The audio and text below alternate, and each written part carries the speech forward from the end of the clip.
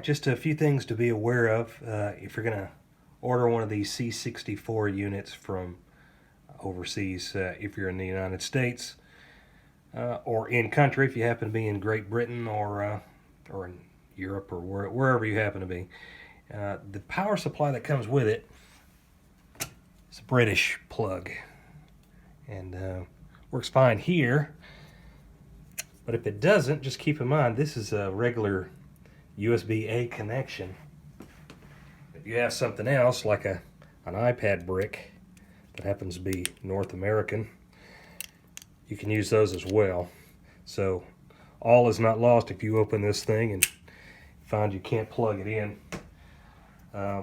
Alternatively, if you used a plug adapter, that would work, but then that thing would be even longer than it already is.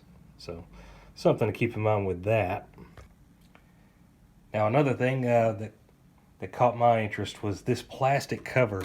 It actually comes with the computer when you get it out of the box, so this is really handy to keep the keyboard clean, or if you just need to set something on there, it'll protect the keys from depressing and keeps liquids off there.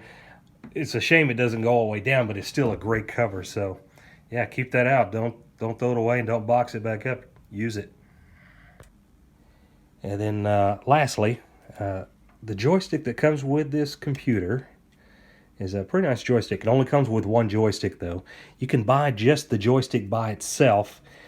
In the full-size version, it's the micro switch version. So if you have a C64 Mini, you can actually buy the new joystick for that, or you can buy a second one for your full size. But something to keep in mind, this thing is programmed. Now it plugs in via USB on the side, but it's programmed to be defaulted to port 2. So as long as the game is asking you to go in port 2, you're fine. But I wanted to show something here.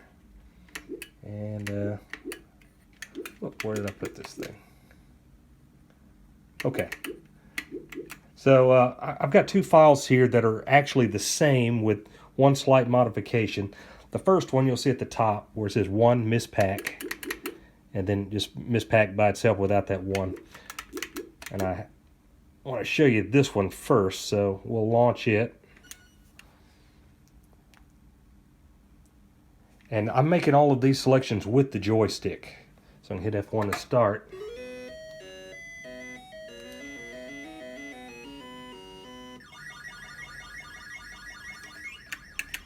You'll notice I can control this game with the controller. So let's go back into that and go to the other one. This one. Let me launch that one.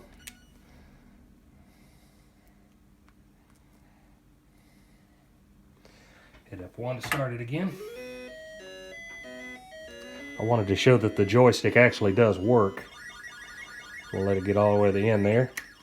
And look at that. You cannot control it. Now this is how the game actually, when I first downloaded it and tried to play it, it came like this, and I couldn't figure out for a moment what was going on. I could obviously use the joystick to load the game up and to make selections through the carousel and everything else, but then I realized this game is defaulted to port 1.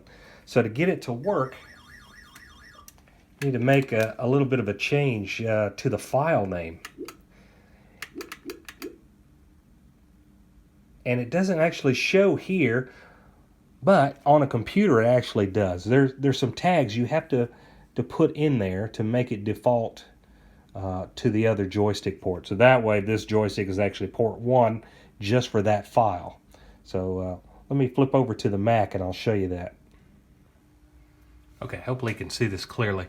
But here are the two files again. This is the mispack and the 1 mispack. Now the tags have to start with an underscore there, so it separates the file name from the tag. So this is, the machine is the 64, because it can also do a VIC-20 on that machine. And then it's joystick 1 is what we've got here. And this one, the TP, is for a PAL display. So that's what I have on the TV that you just saw. So basically got the 64 mode, PAL, joystick 1. You could just do the J1 if you wanted to do that, and it would keep everything else to default of what the machine is. But this is how you get those games that don't seem to want to work with the one joystick. Now, a second option is to have two joysticks and then use the other one, because when you plug two in, it'll assign the first one as port 2, and then the second one gets assigned as port 1. And the machine will actually accept a wide array of USB joysticks of different makes, so you don't have to use the one that came with it if you don't want, if you've got something else you prefer. Anyway, these are just first observations. Hadn't had the machine too long, so learning it as I go. Cheers.